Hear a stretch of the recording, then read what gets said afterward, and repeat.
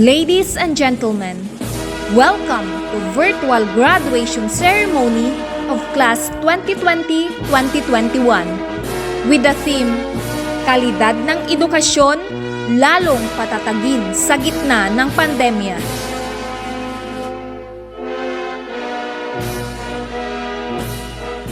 Mga kababayan, ang pambansang awit ng Pilipinas.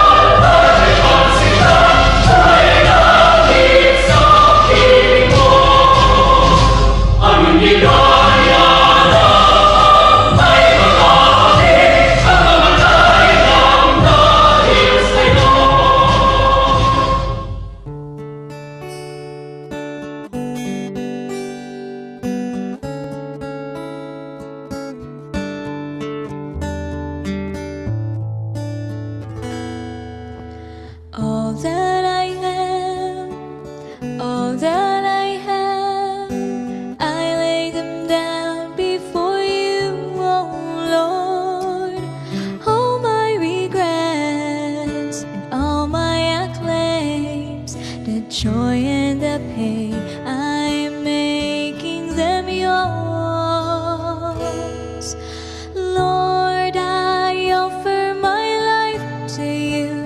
Everything I've been through, use it for your glory. Lord, I offer my days to you, lifting my praise to you as a pleasing sacrifice.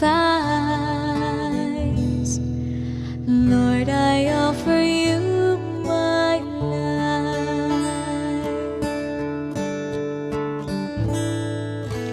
Things in the past, things yet unseen, wishes and dreams that are yet to come true. All of my heart and all of my praise, my heart and my hands are lifted to you. Lord, I offer my life to you. Everything I've been through, use it for your glory. Lord, I offer my days to you, breathing my praise to you as a pleasing sacrifice. Lord, I offer you my life. What can we give that you have not given? What do we have that is not already yours?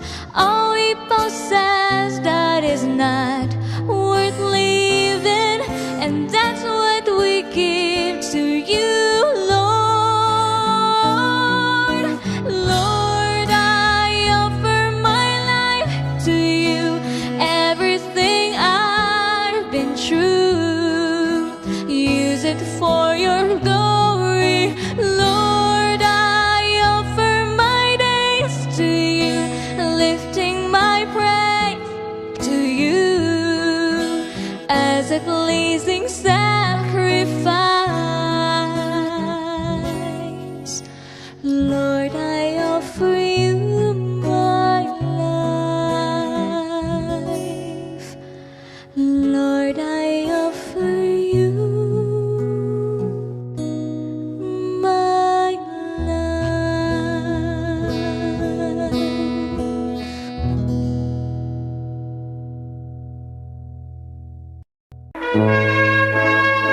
the teaching staff of Sabangan Elementary School.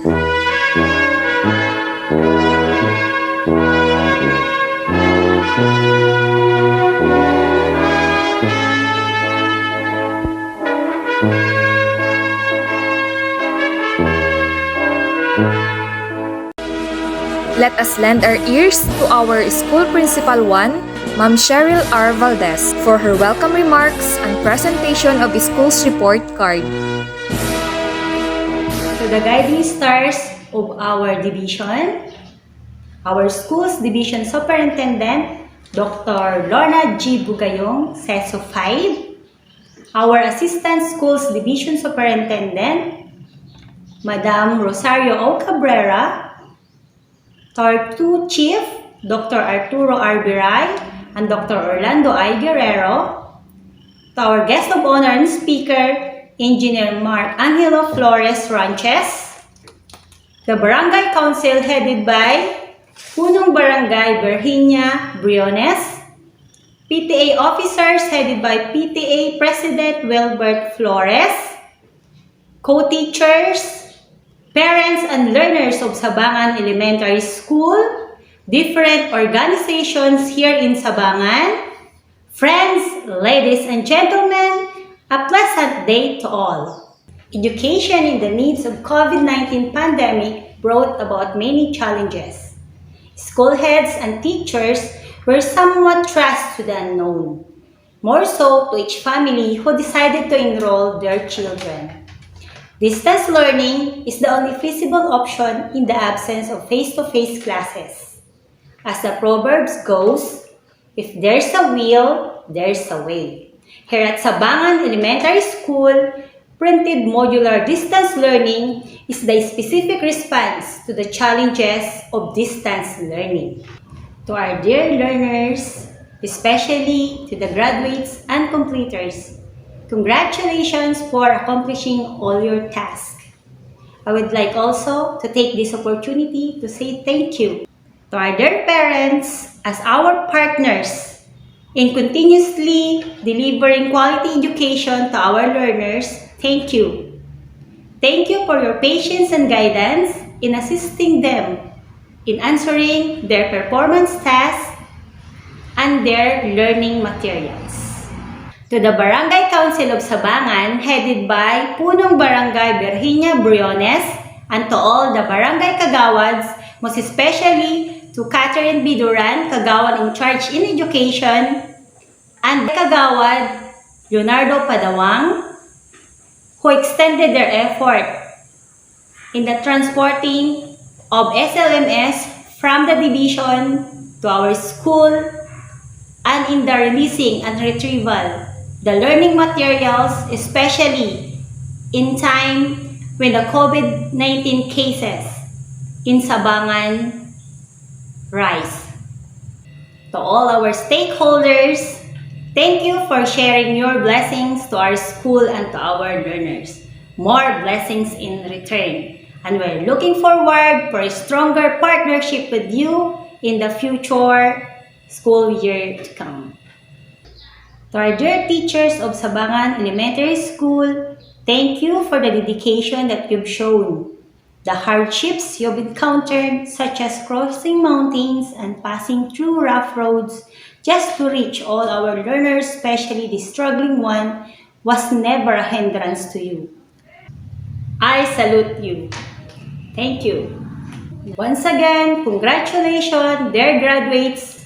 And now, I formally welcome you to the second virtual graduation ceremony of school year 2020-2021 of Sabangan Elementary School.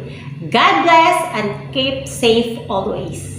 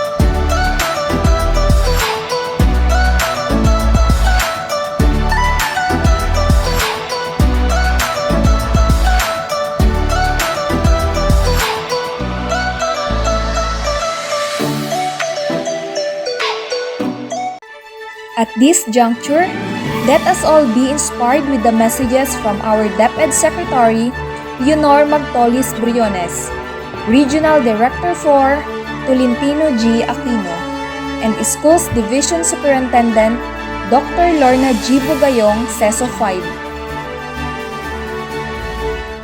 Good day to each and everyone who is attending virtually present at this time of our graduation ceremonies for our beloved and very precious graduates for the school year which ends at this time.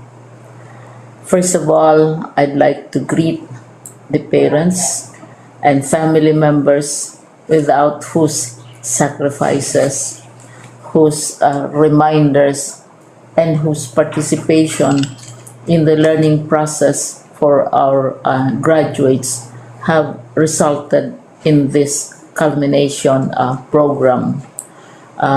This year, your role has changed drastically, where we've always thought, we've always believed that the matter of educating our children rests nearly exclusively on our teachers and our staff. This time, you parents, you family members, you who are in the households of our learners have expanded your role and contributed to this wonderful day wherein finally our learners are graduating in this culmination exercise. So congratulations, because this year has not been very easy, has not been a picnic for our teachers, for our family members, as well, especially the parents, mothers, fathers, sisters, brothers, and all who have contributed to the achievement of our learners at this time. So, maraming salamat at congratulations, parents and family members. Mas malaki ang role ninyo at this time compared to earlier graduation exercises. Secondly, I would also like to greet our teachers, without whose very careful review and careful supervision of the work of our pupils and our learners, this event would not be taking place at all. And so thank you, teachers. Your role has also expanded, in addition to seeing to it that the modules are faithfully followed, the assignments are correctly implemented, and the learners are truly learning. And you have had to deal with new ways of assessing the performance also of the learners. So congratulations, teachers, for enduring, for your patience, for your love for our learners, and your willingness to engage in a way and methods of teaching which are different from those which are used to. Assessment must have been especially difficult for you, especially since you were not able to see most of the time our students in face-to-face meetings, and most of the meetings, of course, were virtual. We'd also like to thank the local government units for their interest, for their cooperation, and for their continuing contributions to the needs of education, even as our children do not go to school. Your donations of material as well as financial resources at this time are most welcome, and your advice has been taken seriously not only by our teachers by our school officials, but also by our officials in the Department of Education. We continually talk with local government units, especially in times of disaster, in times of great need for classrooms, for space, and for responses to unforeseen emergencies. Thank you, local government units. But of course, most of the congratulatory greetings fall on the deserving graduate. Each and every one of you is truly special. You are different from the other graduates who have passed through the portals of your school. You went to school practically without seeing your teachers, if at all. You went to school with your parents, your mothers, and your fathers hovering over your shoulders and seeing to it that you are able to complete your assignments. You are completing your studies at a time when examinations and assessments are different. You are culminating these long months of hard work at this time, even as you have to do family chores, even as you are distracted, and even as your world has turned upside down, and it seems and it appears as if we don't know what the future holds and what will happen next. But you have persevered, and now you are ready to graduate. And therefore, you deserve each and every bit of congratulations from us in the Department of Education, from your parents and family members, your teachers, from the officials in local government, as well as in the parent teachers associations. You deserve each and every single congratulatory pat on your back, each hug virtually, of course, and each greeting, which I am sure you are also receiving virtually. I don't know if you will remember this event many years from now. I have tried to recall myself who our graduation speaker was when I finished high school and when I finished my college studies. All I remember is that the graduation speaker was someone important, someone who was invited because that someone is supposed to give a message.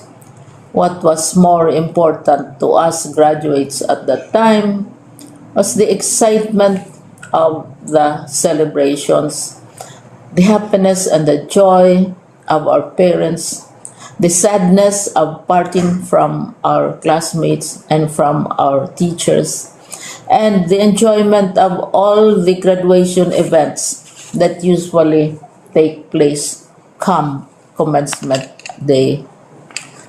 When I was a college student, we had a series of events which were designed to embed in our minds, which were designed to help us remember and not forget our days in college.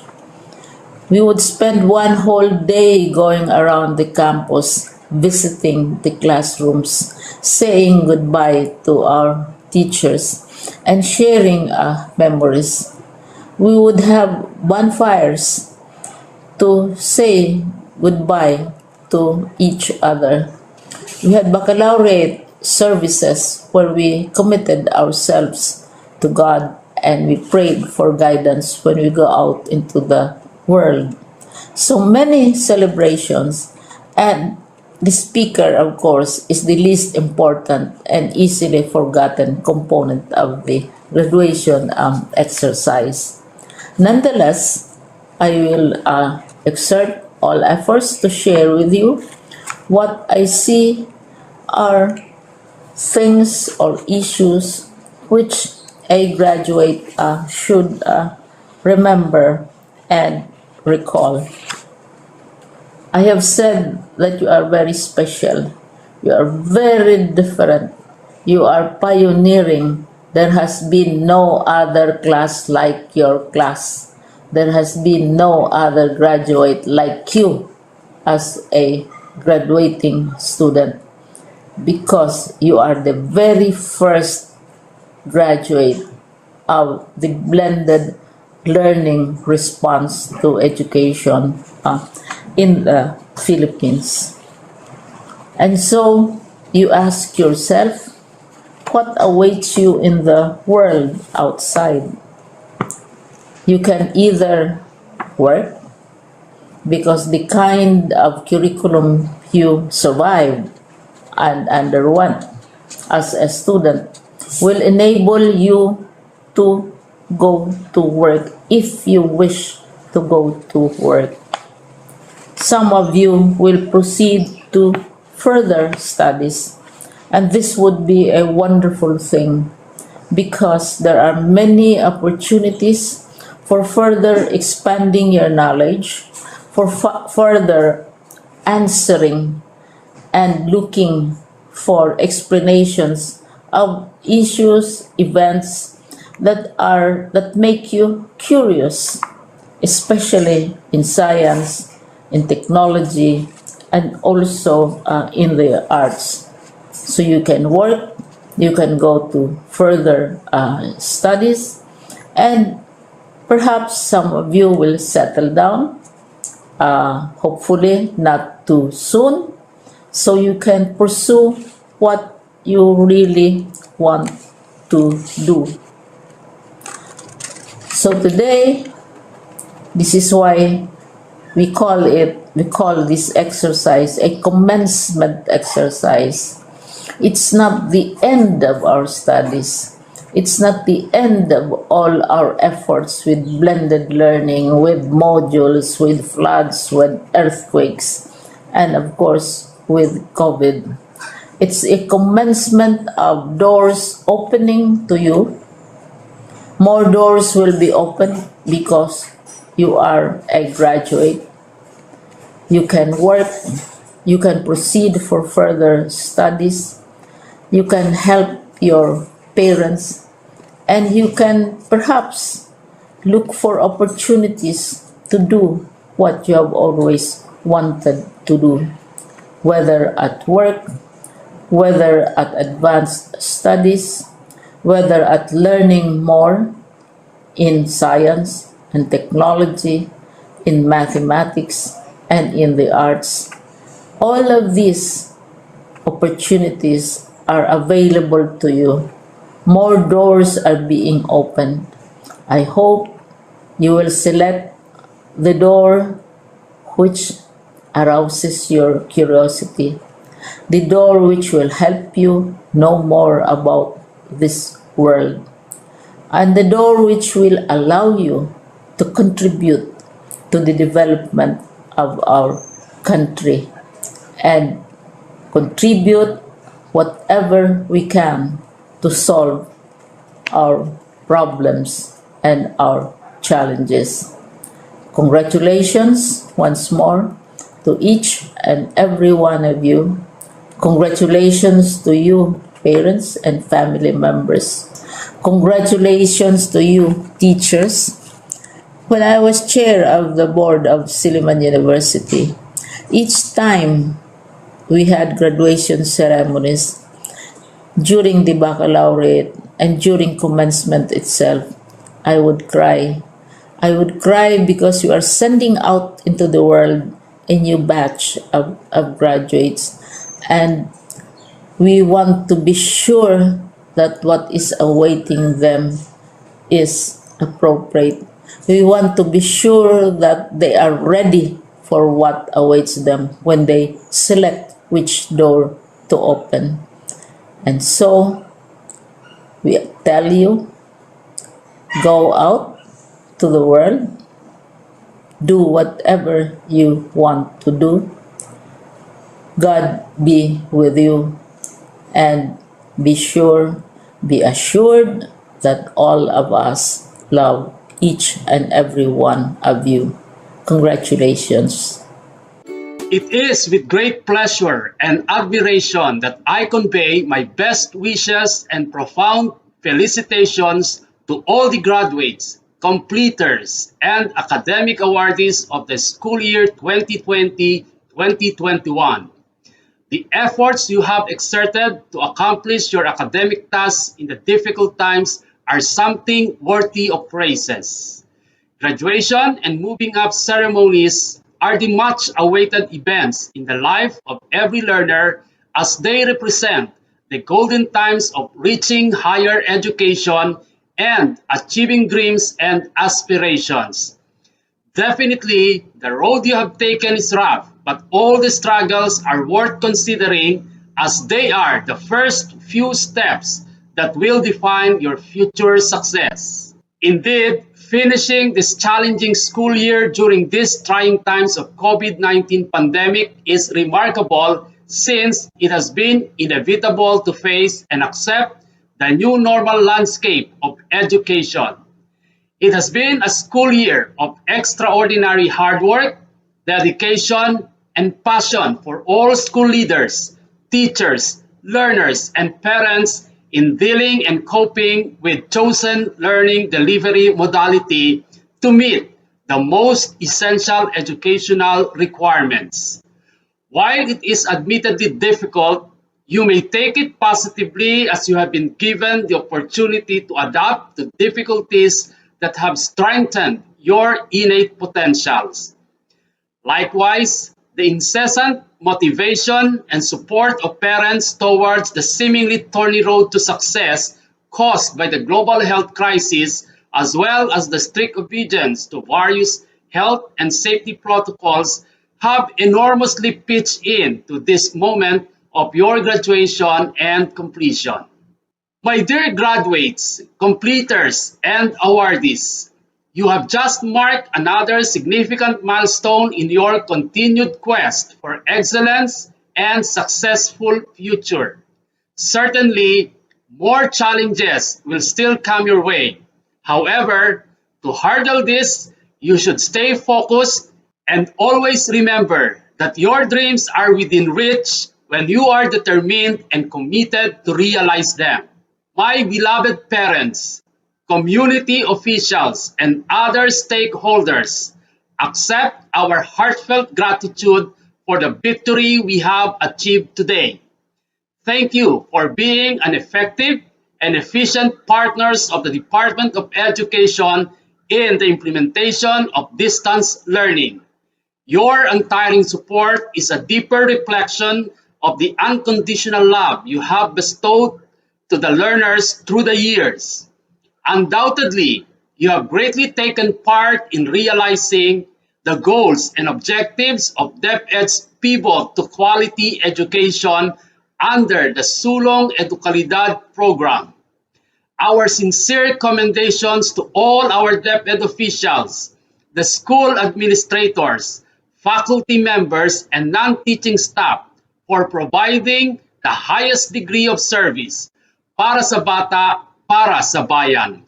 Finally, with this happy celebration of your graduation and completion, it is with confidence to say that you have given our theme for this year, strengthening the quality of education amid the COVID-19 pandemic, a very special meaning.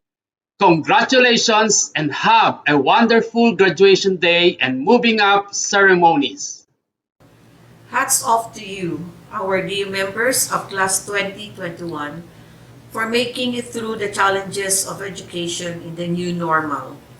My warmest congratulations to all parents, guardians, and teachers for sharing the journey with our graduates.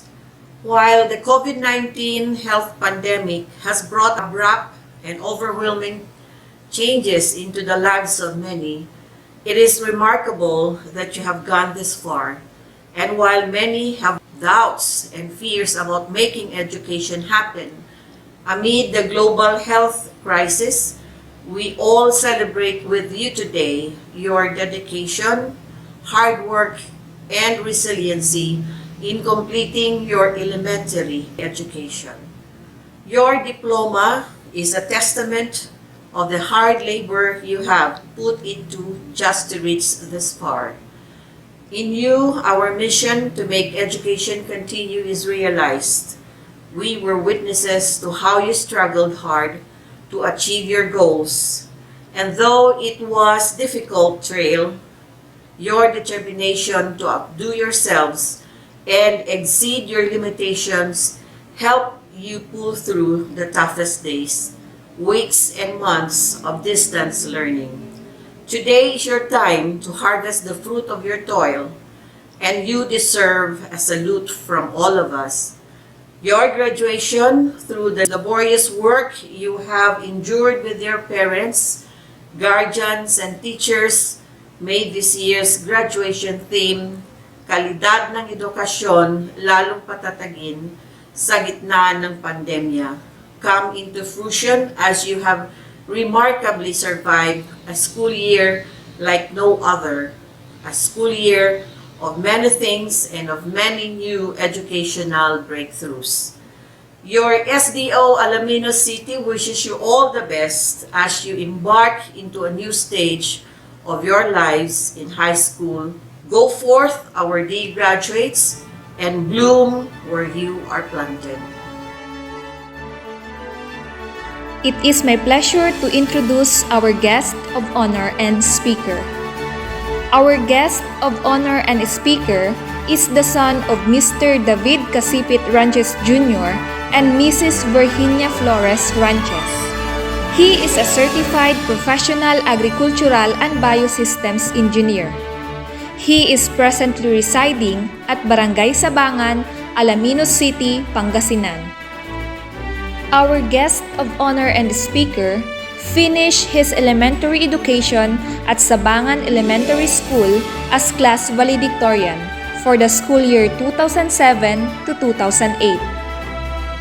He finished his secondary education at the Alaminos City National High School as first honorable mention for the school year 2011 to 2012. Our guest of honor and speaker took up his college education at the University of the Philippines, Los Baños, Laguna, with a degree course of Bachelor of Science in Agricultural and Biosystem Engineering, major in Agricultural Power and Machineries Engineering, as cum laude at the school year 2012 to 2017. At present, he is taking his master's degree at the University of the Philippines, Los Baños, Laguna. Master of Science in Agricultural Engineering, major in Agricultural Power and Machineries Engineering, minor in Environmental Sciences. He also took up other relevant courses related to his course, such as Agricultural and Biosystems Power Engineering, Computer Applications in Engineering, Design of Wind and Microhydro Systems, Electrical System Design for Biosystems Structures, Engineering Shop, Environmental Control Engineering, Machine Design in Bioproduction Systems, Manufacturing Processes, Mechatronics for Agricultural and Biosystems, and Systems Evaluation and Operations Research. Ladies and gentlemen, our guest of honor and speaker, Engineer Mark Angelo Flores Ranches. Sa ating punong guro, Ginang Cheryl R. Valdez, sa mga guro, mga magulang, sa lahat ng dumalo, at lalong-lalo na po sa lahat ng magtatapos mula sa paaralang elementarya ng Sabangan. Isang mapagpalang araw po sa ating lahat. Nagpapasalamat po ako sa Sabangan Elementary School sa pagbibigay sa akin ng opportunity para maging guest speaker. So, isa po itong malaking karangalan para sa akin. So, estudyante po ako ng Sabangan Elementary School mula prep hanggang graduate ng grade 6. Isa po itong napakasayang experience.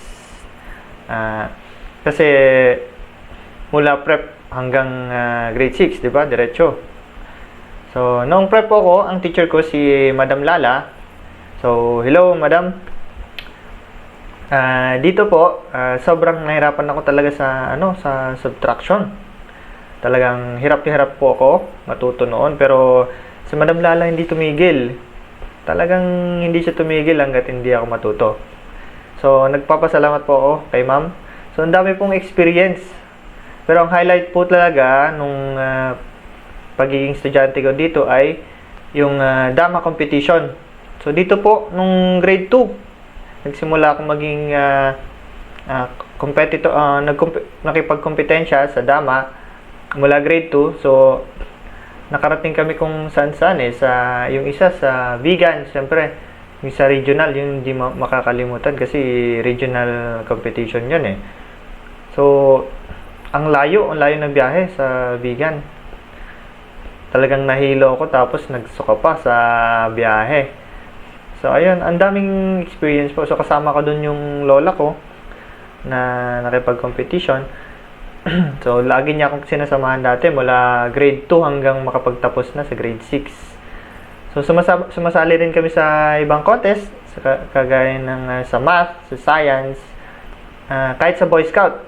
So, sa Boy Scout talaga, ang saya kasi ang daming experience So, number 1 doon yung choir competition. So, di ba, ang weird, di ba, kasi Boy Scout tapos ang competition is choir. Pero nag-enjoy kami doon kasi ang ang theme nun ay Christmas. So Christmas jingle ata yun yung parang hindi ko sure kung nanalo kami pero masaya po doon. So ang galing pa naman kumanta kaya ang feeling ko nanalo kami doon So pero hindi lahat ng experience po sa elementary ay puro lang sa academics. So isa sa mga nagpapasaya syempre sa mga estudyante ay yung marinig ang batingting pag recess. So yung batingting kasi dati nakasabit lang sa may malapit sa grade 3. So ang saya noon pag naririnig yung batingting kasi naglabasan yung mga estudyante. Pero syempre mas masaya doon kapag ikaw mismo yung magpapabatingting. So may hawak kaming bakal na hindi ko pero medyo mahabang bakal. Tapos steel rod bakal. So dadali mo yung bakal, madala-dala kang bakal, lalapit ka sa batingting, tapos babatingtingin mo 3 beses. So ang saya, isa yun sa mga masayang experience Kasi magbabatingting ka, tapos maglalabasan yung mga estudyante, so para kang boss, di ba? So ayun. So pagka-recess nun, lalabas mga estudyante, takbo agad sa kantin, sa loob. May kantin din sa labas. Tapos, meron pa dun sa may mas malayo, sa may waiting shed. Sa layo, kung tawagin. Di actually. Kaya siguro layo yun, kasi malayo Ayun. So, syempre, hindi lang yun ang inaabangan ng mga estudyante pag recess at lalo-lalo na sa, lunch break. So, pag lunch break, o kaya pag recess, syempre, hindi mawawala yung laro. Diba? So, ang daming laro nun na sumisikat. Tapos, pinag-aawayan pa minsan. At hindi po ito yung laro sa cellphone, Kasi, sobrang dalang pa nung mga Android phones noon, Hindi, wala pa nga atang Android phones noon, Yung keypad phone, may laro na yun, pero sobrang dalang lang ng may keypad phone. Parang isa o dalawa lang. So, bilang mo sa kamay, di ba? So, hindi yun yung tinutukoy ko. Ang tinutukoy ko ng laro dati, mga trumpo, jolen, text. Yung text, yung hindi sa cellphone din yun. Yung text, yung maliliit na square na papel, tas may picture. Yun. Tapos, meron pang paway, yung sa tsinelas, yung butterball. Saka yung lastiko, karate, yung karate talaga, yung sipaan talaga. Minsan may umiiyak pa pag uwi kasi sobrang sakit ng sipa. Ayun. Tapos meron pang habulan. Tapos mga langit lupa, mga ganyan, mga tayaan. Tapos kung ano-ano pa ang kalokohan na isip namin dati para makapaglaro, makapag-enjoy. So, yun ang isa sa mga napakamagandang memories sa elementary. Mga laro, no? Pero ngayon, yung generation ng graduates natin, syempre may pagkakaiba na. Bakit? Kasi nasa digital age na po tayo. So, ang iba ang tawag nga sa digital age ay information age. Bakit? Kasi parang 99% ng mga hindi mo alam o kahit na anong maisip mo, pwede mo nang malaman gamit ang internet. So, hindi mo alam mag-addition, internet. Hindi mo alam mag-multiplication, internet. So, hindi mo alam maglaba gamit washing machine, internet. Hindi mo alam magluto, internet. So, lahat ng maisip nyong bagay, mapa-scientific man or hindi. So, kunwari, ano bang mga hindi scientific? Kunwari, aswang. O gusto mo mag-research tungkol sa mga aswang? Di mag-internet ka, di ba? May mga makikita ka pa rin sa internet tungkol sa aswang. So, kaya maswerte po yung bagong generation natin kasi lahat ng halos ng information na gusto nilang malaman ay meron na sa internet. So, pero ang problema ngayon po, ang problema sa internet, kahit meron na tayong internet, meron pa rin nagiging problema. Ito yung tinatawag natin na fake news or fake information. So, isa ito sa mga napakalaking issue ngayon sa online. Kasi ako mismo may mga Facebook friends ako na nagsishare ng fake news. So, yun po ang iwasan natin. Fake news or fake information. So, yung isa sa mga malalaking issue ngayon sa internet, yun talaga, fake news. So, hindi nga din naman natin talaga maiiwasan yun dahil pandemic, so madami umasa sa internet. Kahit mga estudyante, di ba? Mga estudyante ngayon, may hindi sila alam sa module. Di ba? Magsisearch lang sa internet. So, kahit ganun, iiwasan na talaga natin tong mga fake news. So, paano ba natin magagawa yon? So, isa lang pong advice sa mga estudyante at lalong-lalo na sa mga ibang viewers, yung mga nanonood ngayon. So, please lang, matuto tayong sumala ng totoo at hindi totoong impormasyon. Kasi nakakasira yun nakakasira yun sa information age, di ba? Information age tayo, pero isipin mo, may mga maling information na kumakalat. So, hindi po dapat ganon. So, paano ba natin maiwasan yon? So, ito advice lang sa mga, sa mga manonood. So, paano natin maiwasan ng fake news? Number 1 is, i-follow natin yung mga official websites. Okay? Kunwari, i-follow natin si GMA News, di ba? Official news site yon, si Inquirer, si ABS-CBN News, o kaya si Rappler, di ba? So, mas totoo yung mga sinasabi nila kaysa sa mga fake news sites. So, huwag tayong share ng share. Kung meron nga tayong kasabihan na kung meron tayong drink responsibly, meron din tayo sa internet, di ba?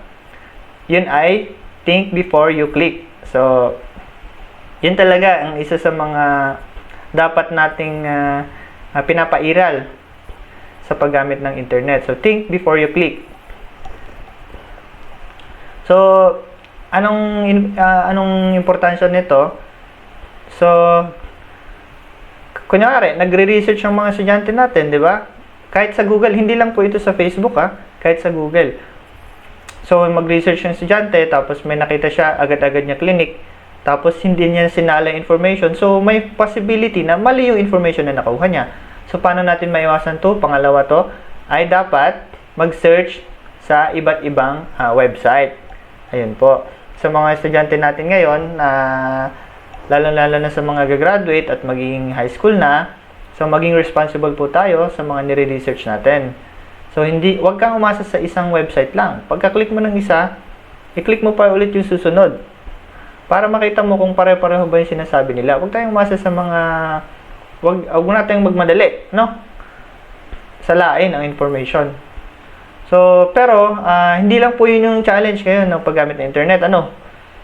Bakit? Kasi sa ibang lugar, lalo-lalo na sa amin po, kasi sa ano po ako, sa Tuboy.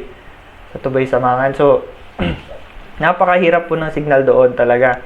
Doon mismo sa bahay, minsan hindi kami nakaka-receive ng text, hindi kami nakaka-receive ng tawag. Kapag hindi namin nilalagay sa isang lugar yung cellphone namin, so talagang mahirap po. So, di ba, marunong ka nga mag-research, marunong ka magsala ng fake news, pero wala ka namang internet, di ba? Ang hirap nun. So, ako kasi, ngayon, pag umuwi po ako sa amin, kasi ma-master's degree po ako ngayon. So, nag-enroll ulit ako. Dati kasi ako nagtrabaho kasi after kong graduate, nagtrabaho ko ng 2 years.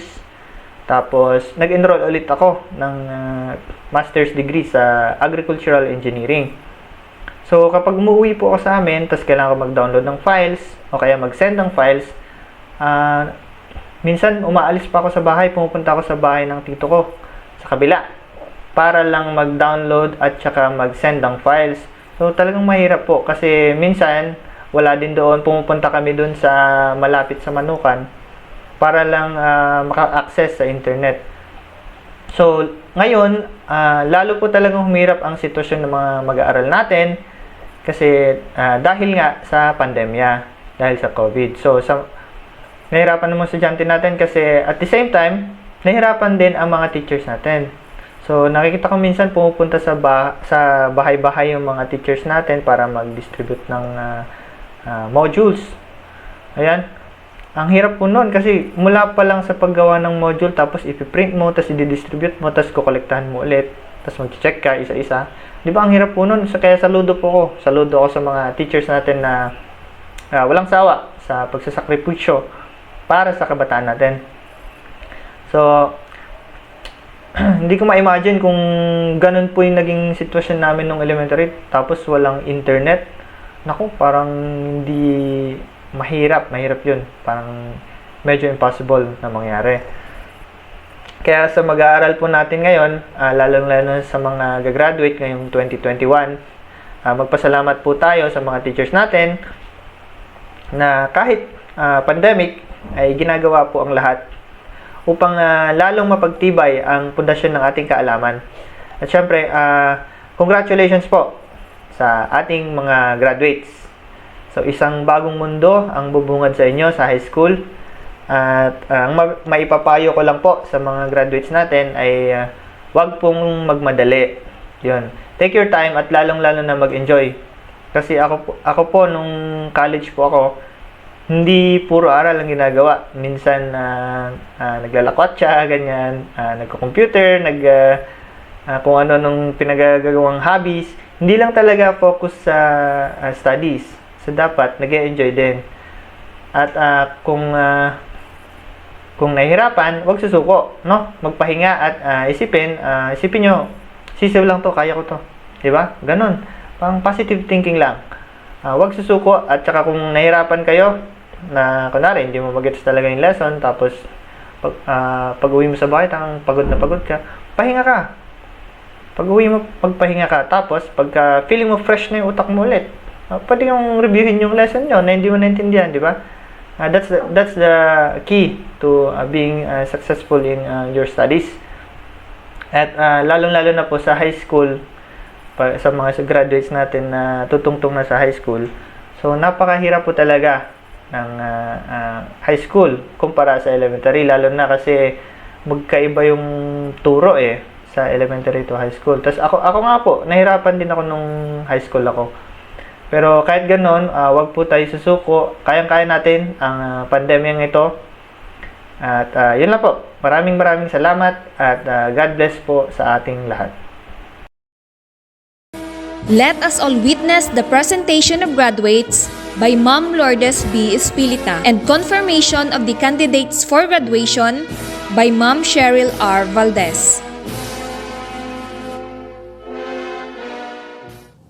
To our beloved Principal, Dr. Cheryl R. Valdez, I, Lourdes Bespilita, I have the honor to present to you 23 boys and 23 girls with a total of 46 candidates for graduation who satisfactorily completed all the requirements prescribed by the Bureau of the Department of Education, and I hereby petition for their graduation this 17th day of July 2021.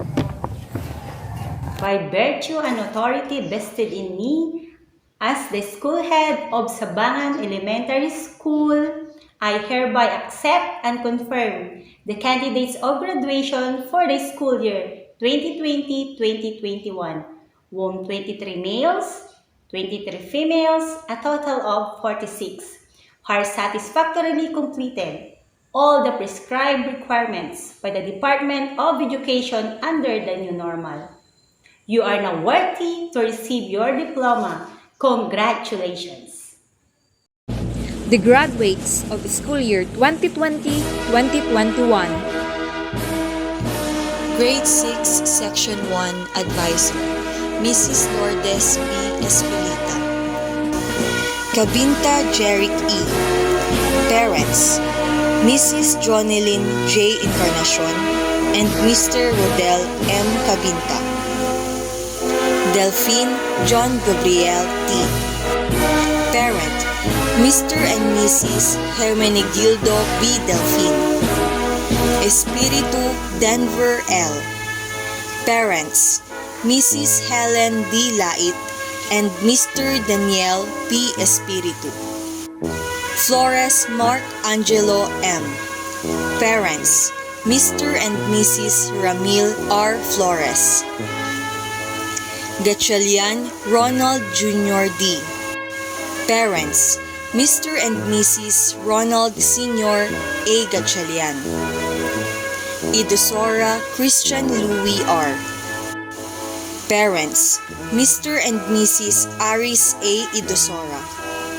Javilosa Jr. Ramon Arcangel E. Parents, Mr. and Mrs. Ramon J. Javilosa. Marceliano Jude Matthew T. Parents, Mr. and Mrs. Juan B. Marceliano. Pianyar Ranji P. Parents, Mr. and Mrs. Richie M. Pianyar. Romero Gilbert P. Parents, Mr. and Mrs. Alexander M. Romero. Alcantara Blaisel Lay T. Parents, Mr. and Mrs. George F. Alcantara. Danan Robian C. Parents, Mr. and Mrs. Robert N. Danan. Flores Beverly L. Parents, Mr. and Mrs. Edmundo R. Flores. Fontanilla Gurley Ann S. Parents, Mr. and Mrs. George C. Fontanilla. Labaniego Kim Joshly L. Parents, Mr. and Mrs. Jonathan T. Labaniego. Lagidao Irish Lynn B. Parents, Mr. and Mrs. Marvin D. Lagidao. Medrano Lady Shane S. Parents, Mr. and Mrs. Ronald D. Medrano. Mila Myrene Kate C. Parents, Mrs. Catherine I. Custodio and Mr. Michael G. Mila. Nival Blessy May S. Parents, Mr. and Mrs. Ruel C. Nival. Quintinita Joanna May. Parent, Mrs. Alona C. Quintinita. Rabina Eloisa D.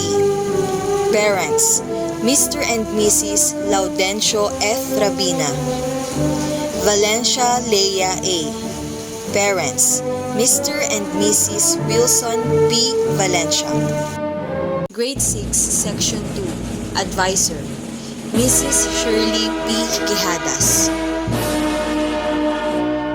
Adonis Jericho D. Parents, Mr. and Mrs. Rico C. Adonis. Angan-Angan Charles Oliver S. Parents, Mr. and Mrs. Carlito Angan-Angan.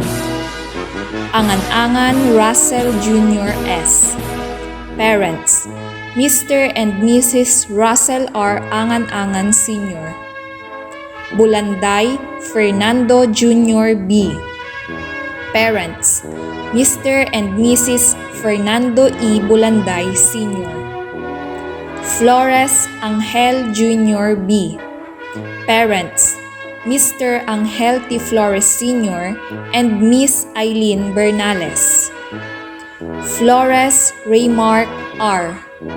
Parents, Mr. Raymond R. Flores and Miss Annabel P. Rapello. Pihider Lester G. Parents, Mr. and Mrs. Michael S. Pihider. Rabadon Justin Razel O.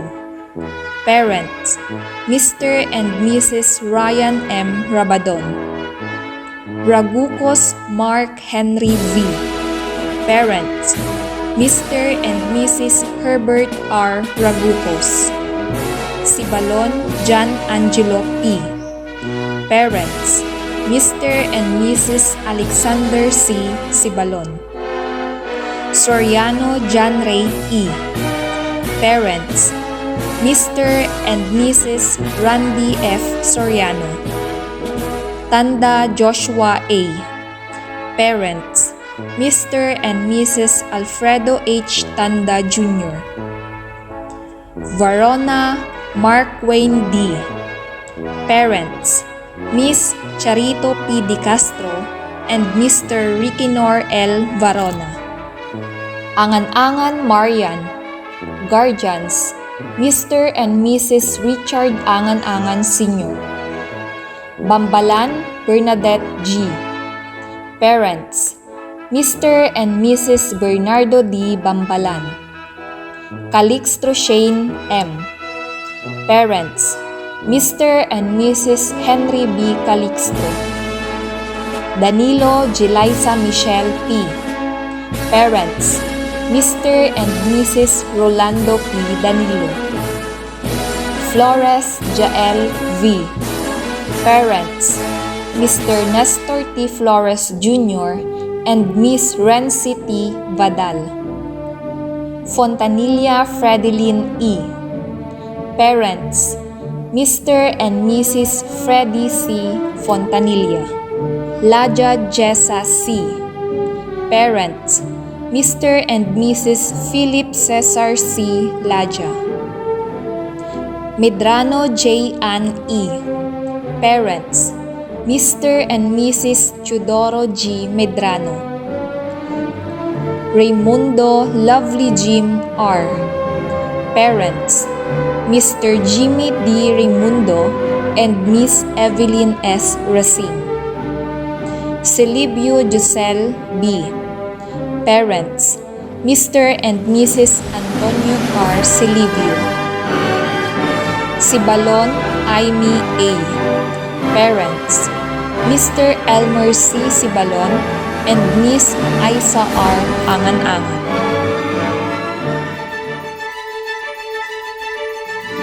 Lady Shane S. Medrano with high honors. Christian Louis R. Idosora with honors. Glyzel Lady Alcantara with honors. Beverly L. Flores with honors. Joanna May Quintinita with honors. Eloisa D. Robina with honors. Let us lend our ears to the message from the representative of the awardees, Lady Shane S. Medrano. Aking ginagalak na binabati ang lahat ng nagtapos, mga completers at mga awardees ng school year 2020-2021. Ang pagtatapos at moving up ceremonies ay isa sa pinakahintay ng mga kaganapan sa buhay ng bawat mag-aral dahil kinakatawan nila ang panahon ng pagtungtong sa mas mataas na edukasyon at sa pagkamit ng mga pangarap at hinahangad. Talagang pambihirang makatapos ngayong panahon ng pandemya dahil sa new normal. Ito ay naging isang taon ng pag-aaral na matinding pagsusumikap para sa mga guro, mag-aaral, mga magulang at mga school leaders sa pakikitungo at paggaya sa napiling modality sa pag-aatid ng pag-aaral upang matugunan ang mga kinakailangan sa edukasyon. Kaya labis ang pasasalamat sa mga magulang na nagbigay ng pagganyak at suporta upang marating ang yugtong ito. Mga kapwa kong nagtapos, minarkahan mo ang isa pang makabuluhang pangyayari sa iyong paglalakbay, sa matagumpay na inarap, tiyak, mas maraming hamon ang darating sa ating landas. Ngunit manatiling nakatuon at laging tandaan na ang ating pangarap ay makakamit kung tayo'y tapat at matatag ang loob. Para sa aking mga magulang, marami pong salamat. Ang inyong walang sawang pagsuporta ay dahil lamang sa pagmamahal na pinagkaloob niyo sa akin sa nakalipas ng mga taon. Puso kong pinupuri at pinapasalamatan ang lahat ng administrator sa paaralan, faculty members at mga non-teacher staff sa inyong paglilingkod. Binabati ko po kayo ng maligayang pagtatapos. Let us all look back on the moments of grade 6 during this school year with the song entitled We're All in This Together by High School Musical.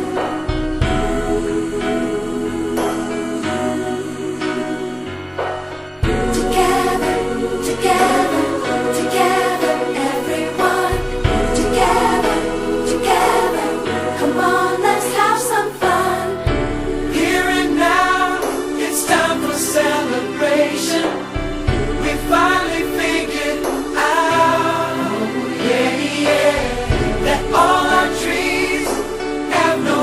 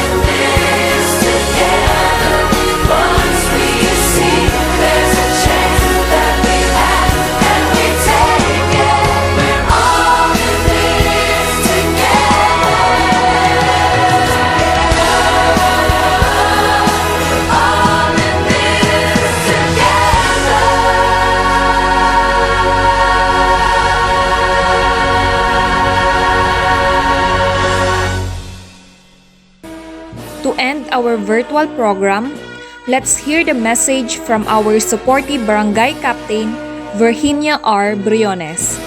Mapagpalang araw sa ating lahat. Ako magbigay ng konting mensahe. Nais ko munang magbigay-pugay sa mga mababait, masisipag at mapagmahal na mga guro ng Sabangan Elementary School na pinangungunahan ng ating punong guro, Madam Cheryl Valdez. Magandang araw po sa inyong lahat, mga madam.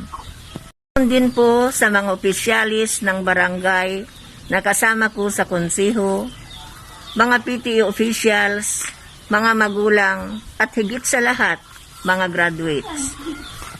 Magandang araw sa inyong lahat.